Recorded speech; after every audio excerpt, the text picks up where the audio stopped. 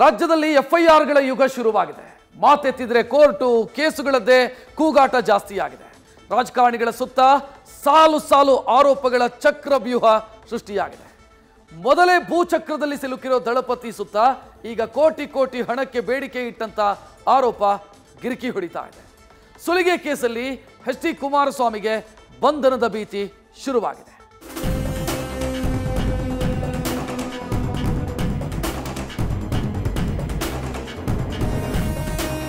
ಇವನೊಬ್ಬ ಫ್ರಾಡ್ ಅಂತ ನನ್ಗೆ ಇವಾಗ ಗೊತ್ತಾಗಿದ್ದು, ನಂಗೆ ಗೊತ್ತಿರಲಿಲ್ಲ.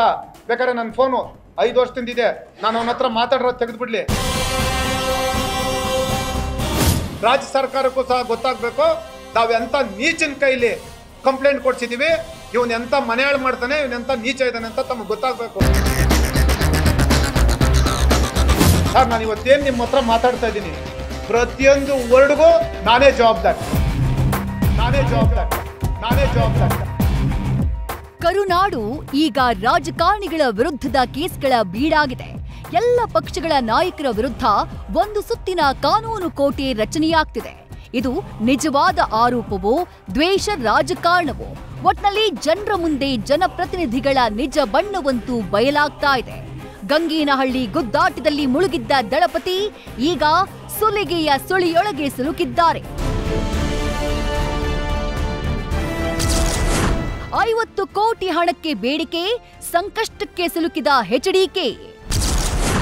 ಜಾಮೀನು ರಹಿತ ಸೆಕ್ಷನ್, ದಳಪತಿಗೆ ಬಂಧನದ ಟೆನ್ಷನ್.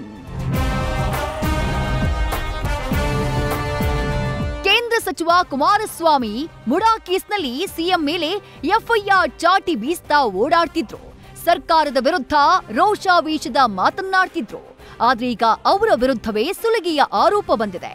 ಜೆಡಿಎಸ್ನಲ್ಲೇ ಗುರುತಿಸಿಕೊಂಡಿದ್ದ ಉದ್ಯಮಿ ವಿಜಯ್ ಟಾಟಾ ದಳಪತಿ ವಿರುದ್ಧ 50 ಕೋಟಿ ರೂಪಾಯಿ ಹಣಕ್ಕೆ ಬೇಡಿಕೆ ಇಟ್ಟ ಆರೋಪ ಮಾಡಿದ್ದಾರೆ. ಈ ಸಂಬಂಧ ಎಚ್ಡಿಕೆ ವಿರುದ್ಧ ಎಫ್ಐಆರ್ ಕೂಡ ದಾಖಲಾಗಿದೆ. ಅಷ್ಟೇ ಅಲ್ಲ, ಕುಮಾರಸ್ವಾಮಿಗೆ ಬಂಧನದ ಭೀತಿಯೂ ಶುರುವಾಗಿದೆ. 50 ಕೋಟಿ ರೂಪಾಯಿ ಹಣಕ್ಕೆ ಬೇಡಿಕೆ ಇಟ್ಟ ಆರೋಪದಡಿ ಎಚ್ಡಿಕೆ ವಿರುದ್ಧ ಅಮೃತಹಳ್ಳಿ ಠಾಣೆಯಲ್ಲಿ ಎಫ್ಐಆರ್ ದಾಖಲಾಗಿದೆ. BNS section 3, subsection 5, section 308, subsection 2, section 351, subsection 2 ಇದರ ಅಡಿಯಲ್ಲಿ ಎಫ್ಐಆರ್ ದಾಖಲಾಗಿದೆ. ಬಿಎನ್ಎಸ್ ಸೆಕ್ಷನ್ 308 ಅಂದ್ರೆ ಸುಲಿಗೆ ಆರೋಪವಾಗಿದ್ದು, ಇದು ನಾನ್ ಬೇಲೇಬಲ್ ಸೆಕ್ಷನ್ ಆಗಿದ್ದು ಬಂಧನಕ್ಕೂ ಅವಕಾಶ ಇದೆ. ಸೆಕ್ಷನ್ 351 ಅಂದ್ರೆ ಕ್ರಿಮಿನಲ್ ಬೆದರಿಕೆ ಆರೋಪವಾಗಿದ್ದು, ಇದು ಬೇಲೇಬಲ್ ಸೆಕ್ಷನ್ ಆಗಿದೆ. ಈ ಸೆಕ್ಷನ್ನಲ್ಲಿ 2 ವರ್ಷದ ತನಕ ಶಿಕ್ಷೆಯನ್ನ ವಿಧಿಸಬಹುದು. ಇನ್ನು ಬಿಎನ್ಎಸ್ ಅಡಿ ಪ್ರಕರಣ ದಾಖಲಾಗಿರುವುದರಿಂದ ನೇರವಾಗಿ ಬಂಧಿಸಲು ಸಾಧ್ಯವಿಲ್ಲ. ಹೀಗಾಗಿ ಮೊದಲು 7 ದಿನಗಳಲ್ಲಿ ವಿಚಾರಣೆಗೆ ನೋಟಿಸ್ ನೀಡಬೇಕು.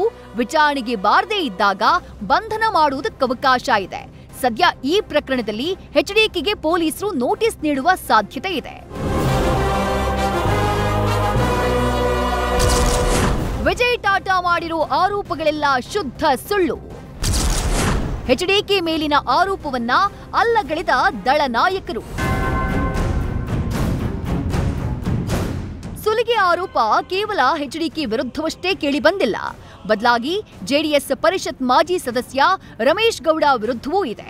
ಆದ್ರೆ ಈ ಎಲ್ಲ ಆರೋಪಗಳು ಶುದ್ಧ ಸುಳ್ಳು ಅಂತ ಹೇಳಿ ವಿಜಯ್ ಟಾಟಾ ವಿರುದ್ಧ ದಳ ನಾಯಕ ಗುಡುಗಿದ್ದಾರೆ. ಆ ತಾಯಿ ಚಾಮುಂಡೇಶ್ವರಿ ಮೇಲೆ ಪ್ರಮಾಣ ಮಾಡಿ ಹೇಳ್ತಾ ಇದ್ದೀನಿ, ಧರ್ಮಸ್ಥಳದ ಮಂಜುನಾಥನ ಸ್ವಾಮಿ ಪ್ರಮಾಣ ಮಾಡಿ ಹೇಳ್ತಾ ಇದ್ದೀನಿ, ನನಗೂ ಅವನಿಗೂ ಯಾವುದೇ ಒಂದು ಸಣ್ಣ ಒಂದೇ ₹1 2021ರಿಂದ ಇವತ್ತರೆಗೂ ಯಾವುದೇ ನನಗೂ ಅವನಿಗೂ ಸಂಬಂಧ ಇಲ್ಲ. ದುಡ್ಡು ಕಾಸಿನ ವಿಚಾರದಲ್ಲಾಗಲಿ ಅಥವಾ ಲ್ಯಾಂಡ್ ವ್ಯವಹಾರದಲ್ಲಾಗಲಿ ಅಥವಾ ಇನ್ಯಾವುದೇ ವಿಚಾರದಲ್ಲಾಗಲಿ ಅವ್ರ ಮನೆಗೆ ಕರೆದಿದ್ರು, ಹೋಗಿದ್ದೀನಿ.